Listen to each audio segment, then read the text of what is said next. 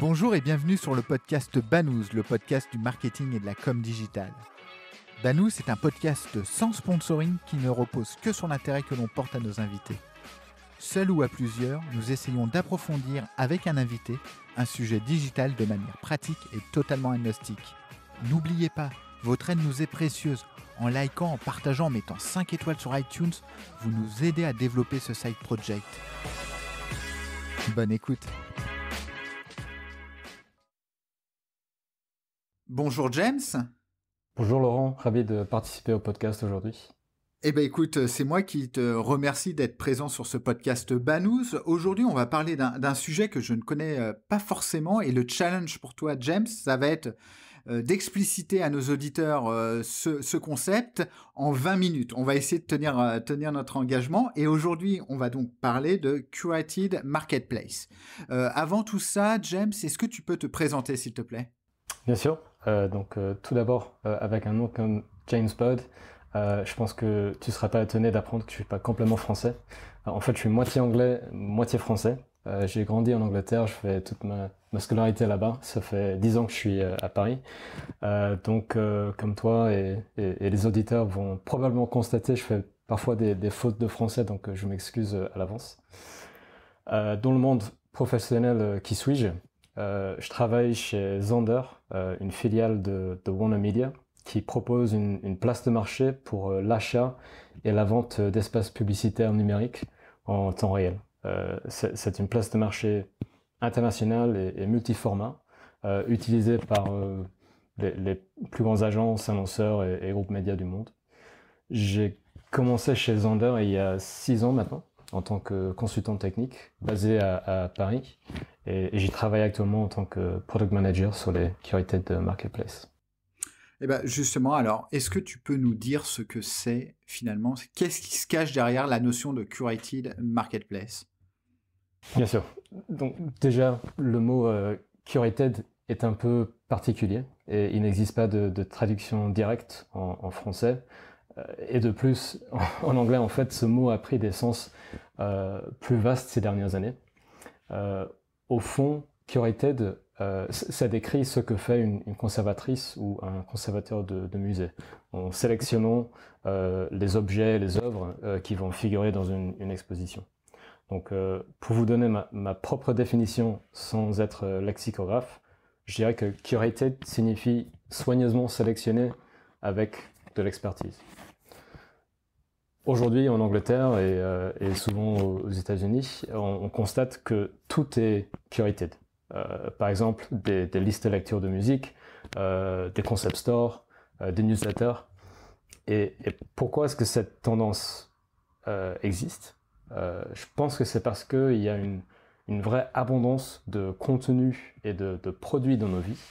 Et souvent, nous voulons profiter de l'expertise d'un tiers pour trouver ce qui est susceptible de nous intéresser. Finalement, nous constatons les mêmes problèmes dans le monde de la publicité numérique et depuis peu, la même tendance vers ce qui est curated.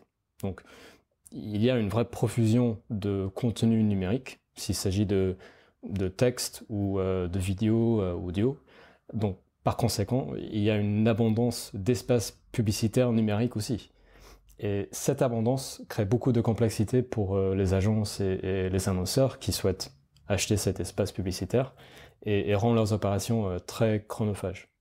Et c'est là où, spécifiquement, les Curated Marketplace sont apparus comme une solution pour gérer cette complexité, car ils permettent de simplifier, de centraliser, de standardiser. J'espère que je pourrai expliquer comment pendant les 20 prochaines minutes. Parce que je comprends que c'est un peu abstrait. Peut-être, si je peux rester dans le monde réel un instant, c'est utile d'utiliser une analogie pour expliquer plus concrètement ce que c'est un Curated Marketplace. Il y a de plus en plus de consommateurs qui sont inquiets par rapport à la distance parcourue par leurs fruits et légumes avant d'arriver dans leurs assiettes. Et parmi tous les fournisseurs internationaux, il est très difficile d'identifier et d'acheter auprès de ceux qui sont locaux. Ces dernières années, on a vu apparaître de nombreux primeurs dites circuits courts. qui identifie et s'approvisionne exclusivement auprès des fournisseurs situés dans un, par exemple, un rayon maximal de 100 km. Et on pourrait dire qu'un primeur circuit court a créé une curated marketplace au sein de la place de marché internationale de l'alimentation. Donc, pour les clients qui utilisent les curated marketplace de ces primeurs, ils peuvent s'assurer en toute simplicité de s'approvisionner auprès des fournisseurs locaux. Si je reprends ton analogie, finalement, moi je suis une agence média, je souhaite acheter de l'inventaire sur un site particulier, je m'adresse à lui. Finalement, c'est du deal ID, du gré à gré. Oui, sauf que la profusion du contenu a été accompagnée ces dernières années par un nombre croissant de systèmes de vente, un nombre croissant de systèmes d'achat qui a rendu toute la chaîne complexe. Donc, même si on a décidé d'aller s'approvisionner auprès d'un éditeur spécifique, certes, en gré à gré, peut-être, c'est assez simple de négocier, mais si on veut le faire via un canal programmatique pour profiter des avantages du programmatique, naviguer ce paysage un peu fragmenté pour acheter auprès de l'éditeur souhaité, ça peut être complexe et chronophage pour l'agence ou l'annonceur. Dans les faits, typiquement, comment ça se traduit ? Si je reviens, ou si je compare avec notre analogie de primeur circuit court tout à l'heure, une agence ou un annonceur qui souhaite créer sa propre curated marketplace peut définir le périmètre de cette curated marketplace et son espace publicitaire pertinent par-dessus l'AdExchange. Donc ainsi, ils peuvent mettre le périmètre autour des éditeurs, des critères de brand safety, des contextes et des audiences qui sont spécifiques, des supports particuliers, donc vraiment pour créer un périmètre qui répond à leurs besoins. Mais je pense que voilà, cela mène à une question importante. Comment une agence ou un annonceur définit ce périmètre? Quel est le bon périmètre pour une agence ou un annonceur? Et je dirais que cela dépend vraiment des enjeux qu'ils cherchent à adresser. Et je pense que les curated marketplaces sont intéressantes car elles permettent de faire face à de nombreux enjeux. Je pense que les plus importants sont l'enjeu opérationnel, l'enjeu de la transparence, l'enjeu de la différenciation et l'enjeu de l'identité. C'est les quatre les plus importants. Très clair. James, alors si je reprends les 4 enjeux, opérationnel, transparence, différenciation et identité, opérationnellement parlant, dis-moi si je me trompe, mais je comprends le concept, c'est que vous facilitez le travail en sélectionnant, en opérant les campagnes. Je ne dirais pas que la curated marketplace opère elle-même les campagnes, mais ça intervient comme une sorte de... un peu comme un système... un seul point d'accès pour que le trader, en pilotant sa campagne, puisse accéder à de l'inventaire qui est pertinent et qui respecte les différents critères d'achat qui sont établis par l'agence ou par l'annonceur. D'accord, très clair. La transparence, ça c'est le fait de proposer des publishers en adéquation avec les attentes du client. Ça peut être une partie, effectivement, mais je dirais que c'est un peu plus vaste aussi, peut-être. Si je peux revenir sur notre analogie de tout à l'heure des fournisseurs de fruits et légumes, je pense que ce que nous savons tous en tant que consommateurs, c'est plus le chemin d'approvisionnement est long, plus les achats sont opaques. Il y a une autre chose qu'on constate souvent, c'est qu'il existe de nombreuses étiquettes pour nous donner plus de transparence. Par exemple, label rouge, Fairtrade, MSC. Mais comment les comprendre toutes dans leur subtilité et comment les comparer? Et nous retrouvons encore une fois la même situation dans le programmatique. Des chaînes d'approvisionnement qui peuvent être trop longs, et de multiples systèmes techniques qui fournissent une certaine transparence, mais avec des définitions particulières et différentes. Donc, effectivement, on a parlé comment une Curated Marketplace permet de créer un périmètre autour des éditeurs qui sont pertinents et avoir une meilleure emprise sur les chemins d'accès à l'inventaire, la chaîne entière. Mais je dirais que l'intérêt des Curated Marketplace pour la transparence, c'est aussi la standardisation. Elles permettent de suivre les investissements et les frais à partir d'un seul système avec une seule définition, ce qui rend les données finalement beaucoup plus exploitables. Ok, la différenciation, comment tu l'exprimes? Alors, de mon point de vue, je pense que c'est un truisme de dire qu'avec la maturité de la tech, l'accès au monde programmatique a été rendu, je dirais pas grand public, mais c'est beaucoup plus accessible. Et on a vu des implications pour les agences. Leurs marges sont sous pression et ils doivent chercher des façons de se différencier de leurs concurrents avec de nouvelles offres médias. Et là, je pense que l'intérêt des Curated Marketplace est vraiment la flexibilité. Donc, une agence peut se reposer sur énormément de critères de ciblage lorsqu'elle définit le périmètre de sa Curated Marketplace. Par exemple, le périmètre peut contenir des inventaires négociés avec des tarifs préférentiels. Ça peut être des inventaires avec des taux de visibilité ou des performances très hautes. Ça peut être aussi des inventaires qui respectent des règles de brand safety vraiment sur mesure et extrêmement exigeants. Donc, il y a plusieurs façons de créer une offre qui est différenciée. Et peut-être l'autre chose à prendre en compte, c'est que en proposant sa Curated Marketplace, qui est différenciée, qui a une valeur unique pour les acheteurs, l'agence peut également créer de nouveaux flux de revenus. Et pour terminer, ton quatrième point, c'était l'identité. Comment tu exprimes cette notion? Alors, lors d'un autre épisode du podcast récemment, tu as fait l'état des lieux des traceurs électroniques. Effectivement, les agences et les annonceurs verront de nombreux changements dans les mois et les années à venir. Les nouvelles recommandations de la CNIL autour des bandeaux cookies viennent tout juste de rentrer en vigueur fin mars. Nous verrons bientôt de nouvelles restrictions autour des identifiants iOS, suivies par les cookies tiers dans les navigateurs aussi. Et il y a de nouvelles solutions qui se concrétisent pour permettre aux agences et aux annonceurs de diffuser des publicités pertinentes à leurs audiences. Par exemple, ils pourront cibler des contextes spécifiques qui servent de proxy pour atteindre une audience particulière.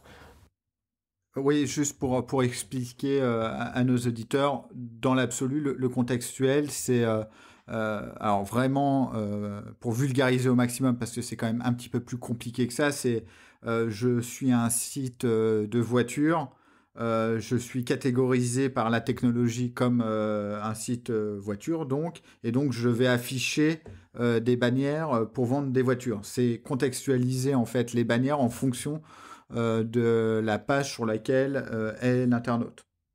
Absolument, oui, tout à fait. Une autre solution qui se dessine est par exemple une agence ou un annonceur pourrait également se reposer sur les données d'audience propriétaires qui sont proposées directement par les éditeurs. Alors justement, pour donner un exemple sur ton deuxième point, donc là on n'est plus contextuel, on est sur la first party du publisher, et c'est en fait utiliser la first party du publisher pour comment je pourrais dire ça, pour préciser la campagne, et on a autour de ces notions-là toutes les notions d'ID persistant qu'on retrouve beaucoup sur le marché. Absolument. Et je pense que tu me diras si tu es d'accord, mais la réalité pour les agences et les annonceurs, c'est que chacune de ces solutions aura une certaine efficacité, une certaine portée. Ils seront obligés d'utiliser un mélange de ces solutions pour atteindre une bonne efficacité, une bonne portée. Alors là, on rentre dans des grands sujets très vastes parce que finalement, on rentre dans le sujet des environnements avec un consentement et les environnements sans consentement, entre guillemets. C'est-à-dire sans consentement, donc on va parler de contextuel, c'est-à-dire je vais mettre une publicité en fonction de la page sur laquelle est l'utilisateur, mais pas forcément en fonction de l'utilisateur lui-même. Et le monde du consentement, donc comme je le disais avec des ID persistants, uniques, universels, enfin il y a plein de dénominations qui existent sur le marché où là il faut avoir le consentement et tu l'as très bien rappelé avec les nouvelles recommandations CNIL, etc. Ça se durcit de plus en plus et finalement on a le monde où il y a beaucoup de volume et peut-être avec donc des cohortes, avec des choses moins ciblées et le monde très ciblé où là, il y a forcément un peu moins de volume. Absolument. Et je pense que l'intérêt des curated marketplaces, ici, c'est la centralisation. Donc, une agence ou un annonceur qui va utiliser un mélange de ces solutions, d'évaluer toutes ces solutions, aura une charge opérationnelle très élevée en essayant de les implémenter et de les comparer dans divers systèmes d'achat, dans plusieurs DSP. Avec une curated marketplace, on peut les implémenter à l'intérieur de ce périmètre qui est défini. Pardon. Alors, excuse-moi, James, non, c'est moi, je te coupe, justement. On va essayer de faire quelque chose, dis-moi si tu es OK. Moi, je suis un annonceur, je vends par exemple des stylos. J'ai un stylo Bic, on va faire de la publicité à Bic, mais j'ai un stylo Bic dans les mains. Je souhaite faire une campagne. Dans les faits, comment je vais faire? J'appelle mon agence, je lui dis je veux faire une campagne et on va prendre Zander, on va passer par Zander et on va mettre en place Curated Marketplace. Comment je fais dans la pratique? Je ne veux pas répondre à une question avec une question parce que c'est mal poli, mais je pense que c'est peut-être le moment de... T'as le droit. Ok, c'est gentil, merci. Est-ce que l'annonceur BIC, quel est l'objectif de l'annonceur BIC en fait?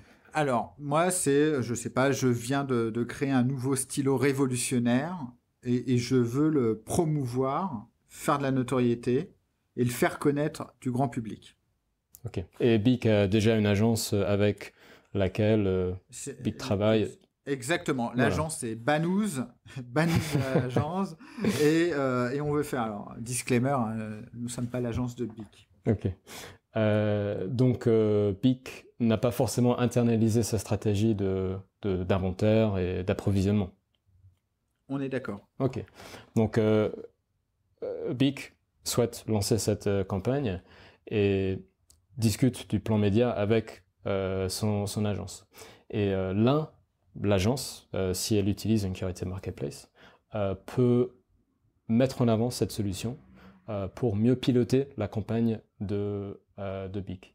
Mais pour revenir à ce que je disais tout à l'heure, quelle est la proposition de valeur de cette curated marketplace? Ça dépend vraiment de l'objectif de l'agence et comment elle se positionne un petit peu.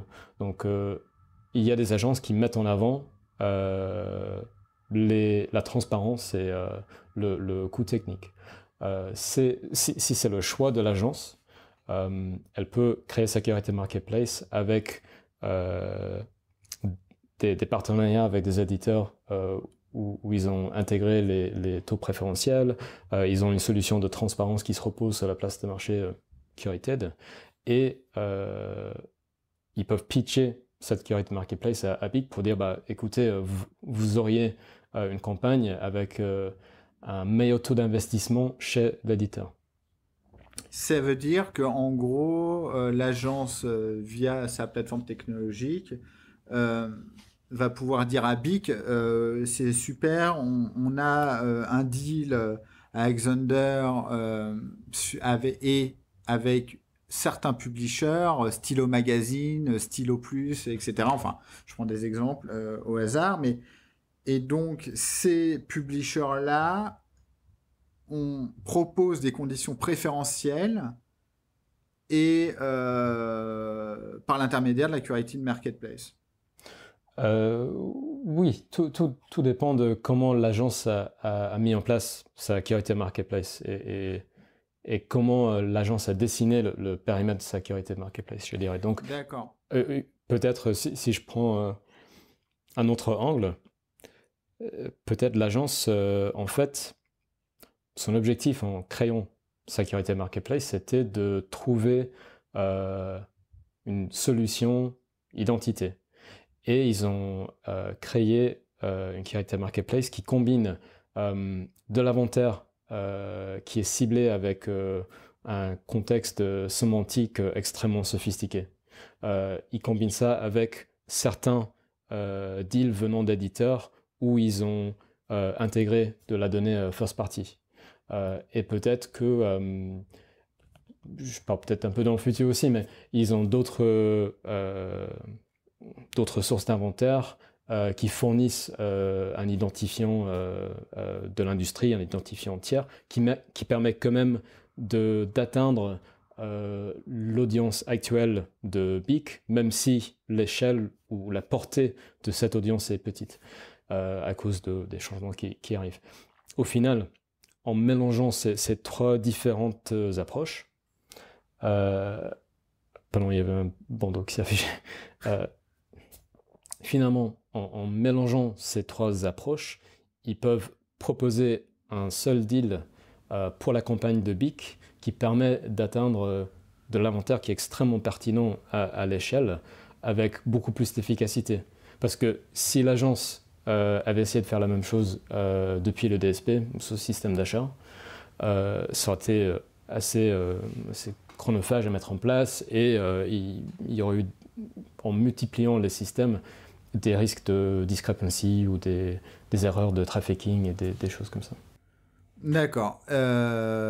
Ok, très clair. Merci. Alors, on est à 25 minutes sur mon chrono. On a presque répondu à notre promesse du début. En tout cas, moi, pour ma part, j'y vois plus clair. Merci, James. Où est-ce qu'on peut te suivre pour suivre ton actualité ? Alors, James Bird sur LinkedIn est la meilleure façon, je pense, de voir ce que je partage sur les Curated Marketplace. Eh bien, écoute, merci beaucoup, James. Merci, Laurent. Merci d'avoir écouté cet épisode de Banous. N'oubliez pas, votre aide nous est précieuse. En likant, en partageant, en mettant 5 étoiles sur iTunes, vous nous aidez à développer ce side project. Et retrouvez-nous sur le site banous.com, banous, B-A-2-N-O-U-Z-E.com. À bientôt.